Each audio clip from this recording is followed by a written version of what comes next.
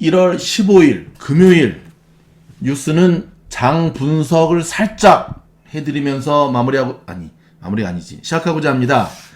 자, 장 끝나기 1시간 반 전 모습인데요. 나스닥 차트, 자, 바닥을 딛고 올라서고 있고요. 직관적으로 보는 모습, 오늘 정말 피바다였는데요. 군데군데 녹색빛이 보이고 있습니다.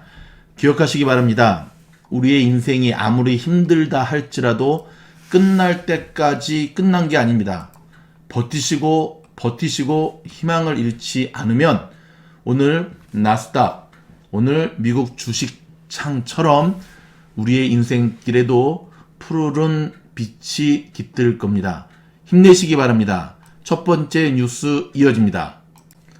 아마존이 미국의 전자상거래 업체인 아마존 주요 출판사들과 담합해서 전자책 이북이라 그러죠. 가격을 부풀린 혐의로 집단 소송을 당했습니다. 웬일입니까? 일단 집단 소송 원고들은요. 아마존이 빅5로도 불리는 미국 내 대형 출판사 5곳과 가격 제한에 합의했고, 이는 아마존 이외의 소매 플랫폼에서 전자책을 구매하는 소비자들에게 더 많은 돈을 지불하도록 만들었다는 지적입니다. 전자책의 90%는 아마존을 통해 판매되는 것으로 이들은 주장했고요. 일단 이에 대해 아마존 측은 논평을 거부했습니다. 찔리는 게 있으니까 거부했겠죠. 앞서 미 코네티컷주는 전날 전자책 비즈니스 분야에서 아마존의 반경쟁 행위 가능성에 대해 조사를 벌이고 있다고 밝혔고요. 이번 소송을 대행하는 미국 로펌 하겐스 버머는 지난 2011년에도 애플과 빅5 출판사들을 대상으로 전자책 가격에 대한 유사한 내용의 집단 소송을 제기한 바 있습니다. 참 미국은 소송의 나라인 것 같아요. 그쵸? 소송의 나라고, 아마존 예상은 했었지만 정말 지독하리만큼 돈을 긁어 모으는데 이런 거는 좀 안 했으면 좋겠습니다. 지난해 주택 압류 등 미국의 부동산 대출 담보권 행사가 16년 만에 최저 수준으로 감소한 것으로 나타났다고 팍스 비즈니스가 보도를 했거든요. 미국의 부동산 시장 조사 업체인 ATTOM 데이터 솔루션의 연간 보고서에 따르면 지난해 압류, 경매, 채무 불이행 통지 등 대출 담보권이 행사된 부동산은 21만 4,323건으로 전체 주택수 대비 약 0.16% 수준이었습니다. 이는 2019년보다 약 59% 감소한 것이며 이 업체가 집계를 시작한 2005년 이후 최저치입니다. 약 290만 건에 달한 2010년과 비교하면 93%가 줄어든 수준인데요. 일단 이와 관련해서 전문가들은 지난해 코로나로 인한 경제적 충격에 대응해 정부가 부동산 담보권 행사를 사실상 막은 결과로 보고 있다고 이 팍스 비즈니스는 전했고요.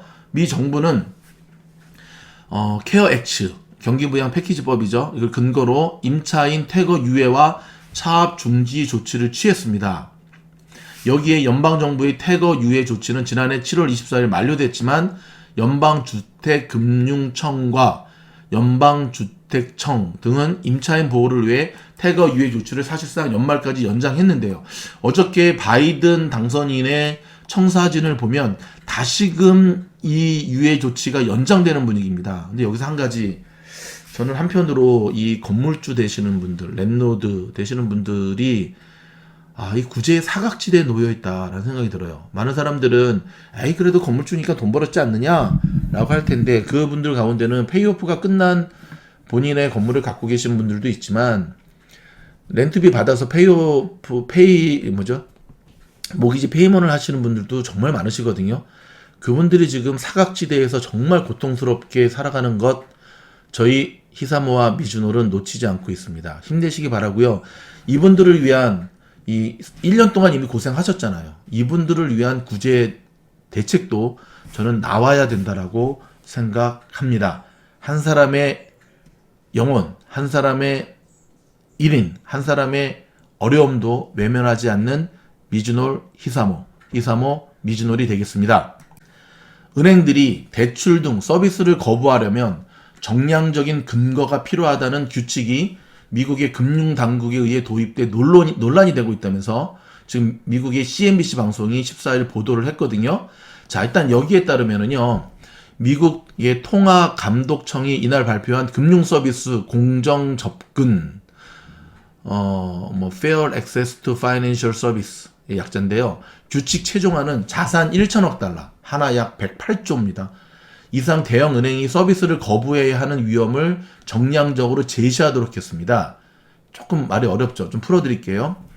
지난해 11월 20일 행정 예고된 이래 올해 1월 4일까지 약 3만 5천 건의 의견이 제시됐을 만큼 논란이 컸는데요. 특별히 환경, 사회책임, 기업, 지배구조 부문의 전문가들은 은행이 환경 파괴 등을 이유로 에너지 기업의 대출을 거절할 때 근거 위험을 양적으로 입증하기 쉽지 않다고 지적해 왔습니다.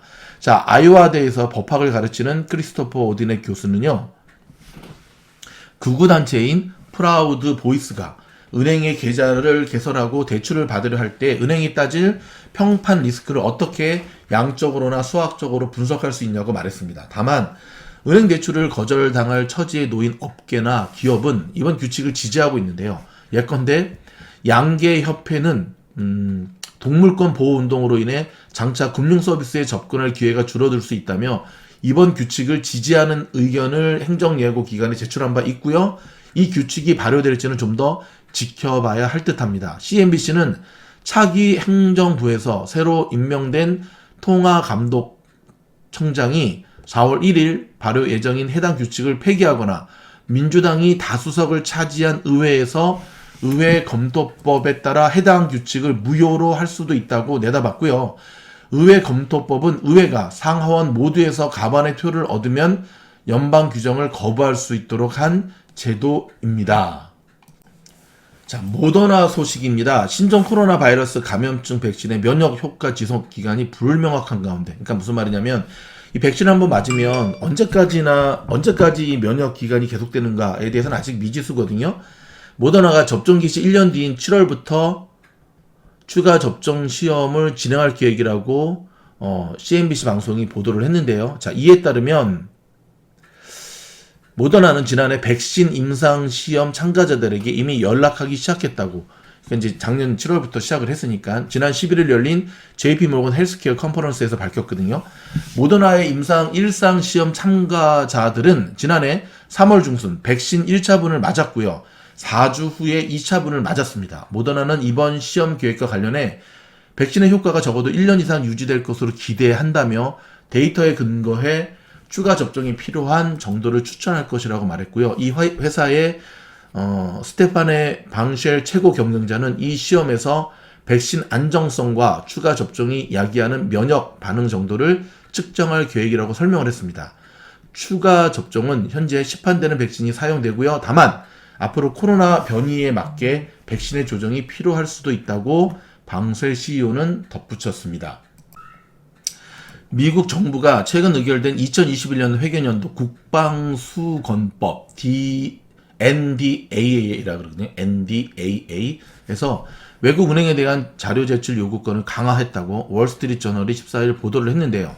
자, 이에 따르면 이번 국방수건법은 미국 재무장관이나 법무부 장관이 미국 내에 대리 계좌를 둔 외국 은행의 모든 계좌와 관련된 자료 제출을 요구할 수 있도록 했습니다. 즉 연방 범죄나 몰수 대상 혐의와 관련된 계좌 기록 등이 제출 대상이고요.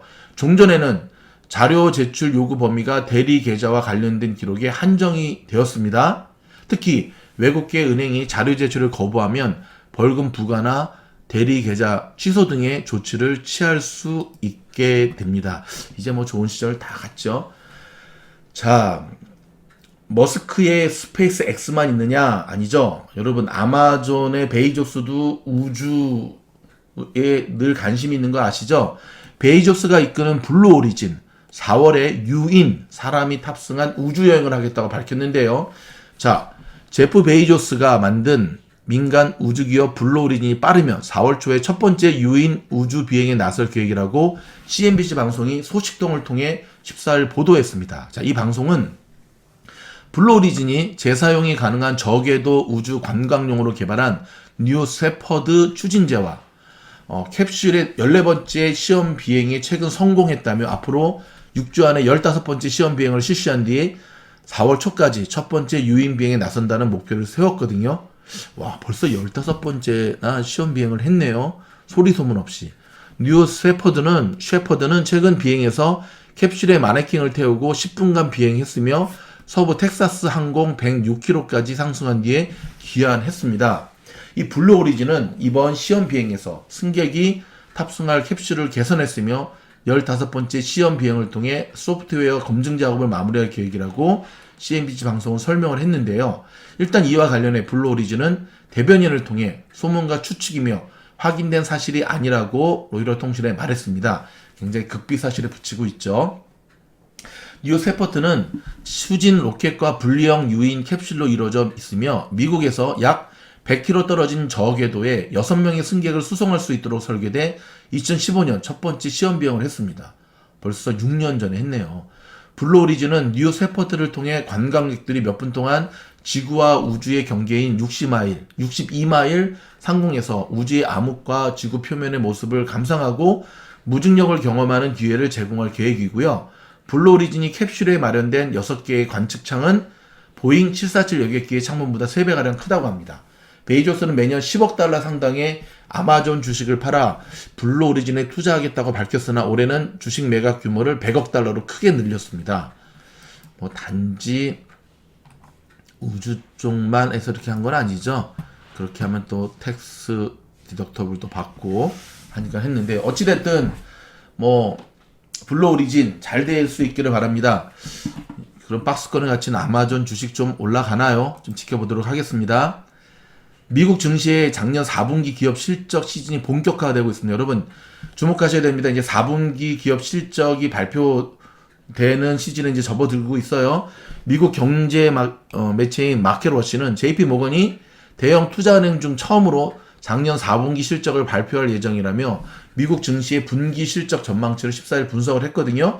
자, 이에 따르면 이날까지 S&P 500 종목 중에 4분기 실적을 보고한 기업이 약 4.2%에 그치고 있습니다.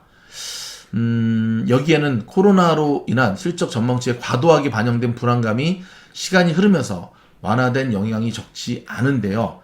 어찌됐든 4분기 실적이 기대치는 훨씬 뛰어넘는 수준을 보일 것이라는 예상이 벌써부터 나오고 있는데 여러분이 갖고 계신 종목들, 특별히 빵 주식들을 팔아야 되느냐 말아야 되느냐는 요 4분기 실적에 영향을 많이 미칠 것 같아요. 여러분 미국의 IPO 투자 열기, IPO 상장은 작년에 정말 10월부터 후끈하게 달아오른 것 같아요. 그쵸?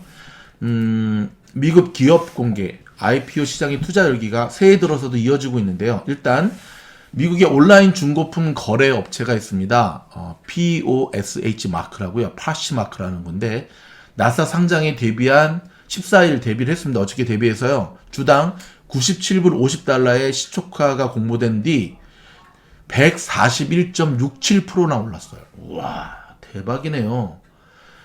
101불 50달러의 거래를 마쳤습니다. 어제 거래. 앞서 파시마크의 공모가도 42달러로 희망가 범위를 넘어서 결정이 됐거든요. 또한 애견용품 업체인 펫코도 나스닥 상장 첫날인 이날 26달러의 시초가가 형성된 뒤 공모가 18달 대비 63% 오른 29.40달러의 장을 마감했습니다. 펫코의 공모가 역시 희망가 범주 40에서 44달러를 크게 넘어섰는데요. 펫코는 아시죠? 1965년에 설립된 곳이고 미국 전역과 푸에르토리코에 1479세 매장을 두고 있는데 코로나 여파 그쵸? 여러분 어떻게 사시죠? 여러분 펫코 하시겠습니까? 아니면은 우리가 지금 계속 이야기하는 추이를 하시겠습니까? 매장이 크면 요즘 조금 쉽지 않은데 좀 지켜보도록 하겠습니다. IPO에 갓 상장된 종목들은 널뛰기 장사 계속 이어지니까요. 여러분 섣불리 들어가지 마시고 늘 지켜보셔야 됩니다. 도요타, 테슬라가 나타나기 전까지는 현금 보유고 1위인 전세계 자동차 회사였죠. 미국 청정대기법 위반 혐의에 2천억 원 과징금에 합의했다고 합니다. 즉 10년간 배출가스 관련 결함 보고 의무를 위반한 혐의로 약 1억 8천만 달러, 하나 1,973억 원 과징금을 내기로 했는데요. 제가 미국에 처음 와서 탔던 차도 도요타 캠리 이런 차를 탔는데 캠리, 요즘 캠리는 예전 캠리 같지가 않죠. 일본 뭐 기업이다라고 해서 제가 뭐 디스하는 건 아닌데 좀 거시기합니다. 다른 건 몰라도 환경 오염에 대한 저런 걸 하다니 저러면 안 되죠. 여러분, 샤오미 주가가 급락하고 있습니다. 좀 살펴볼까요? 새해에도 이어지는 미국 중국 갈등 속에 미국인 투자금지 블랙리스트에 추가된 중국판 애플이라고 표현했죠. 샤오미 주가가 급락했습니다. 15일 홍콩 증시 얘기입니다. 샤오미 주가는 하루 만에 10.26% 떨어져 주당 26불 30달러의 거래를 마쳤고요. 이에 앞서서 14일 로이터 통신에 따르면 미국 연방정부는 중국 항공기 제조업체 코맥과 중국 국영 석유회사인 중국 해양석유총공사 CNOOC, 샤오미를 포함한 9개 기업을 중국 군대 연관 기업으로 지정해 투자 블랙리스트에 추가해버렸습니다. 지난해 11월 트럼프 대통령이 서명한 중국 공산당 군대 연관 기업에 대한 미국인 투자 금지 행정명령에 따른 조치인데요. 미국 투자자들은 오는 11월 11일까지 블랙리스트에 해당되는 중국 회사들 지분을 처분해야 됩니다. 한국 증시에서 거래되는 타이거 차이나 ETF의 상위 종목 구성 중에는요, 투자 금지령에 오르내리는 차이나 모바일이 8위, 14위로 CNOOC가 포함되어 있거든요. 이래서 한국 주식의 저 펀드 상품들 함부로 하시면 안 된다니까요. 아이고, 참말로. 코덱스 차이나 H ETF도 비슷하거든요. 8위가 차이나 모바일, 13위가 CNOOC인데요. 샤오미는 뭐 언급할 가치도 좀 없는데 진짜 군대죠. 저기 군대입니다. 군대 같은 샤오미. 근데 군대의 좋은 점만을 좀 받아야 되는데 어디서 이상한 거 배워가지고 회생불능일 것으로 보여집니다. 마지막은 팔란티어 소식입니다. 아니, 곧 올린다는 팔란티어 영상은 안 올리고 왜 통키 뉴스를 하느냐. 팔란티어 영상 오늘 올려드리겠습니다. 지금 장 끝나기 1시간 10분 현재 팔란티어는 현재 얼마를 가르치고 있냐면요. 26불 46센트 가르치고 있고요. 6.22% 상승하고 있는데요. 일단은 오늘 고점은 굉장히 많이 올랐어요. 28%까지 올랐다가 28불까지 올랐다가 지금 좀 밀리는 모양새인데요. 끝나기 1시간 남았습니다. 힘을 좀 내보기를 바라고요. 장이 워낙 안 좋기 때문에 이런 워낙 안 좋은 장에도 불구하고 이 정도 버텨내는 것 저는 대견하다고 생각합니다. 근데 한편으로 골든크로스가 발생한 이날 굉장히 십자 양봉으로 마무리가 되게 되면 자, 골든크로스가 더 우수하느냐 아니면은 저 애매한 십자가 저 모습으로 맞춰지는 게 더 우수하느냐. 근데 문제는 내일부터 월요일까지 장이 안 열린다는 거죠. 거래량 오늘 굉장히 좋습니다. 여러분 어떤 결정 내려가시겠습니까? 일단 미즈노래 포트폴리오에 있는 팔란티어는 무조건 존버합니다. 저는 10년 이상 팔란티어를 가져갈 것입니다.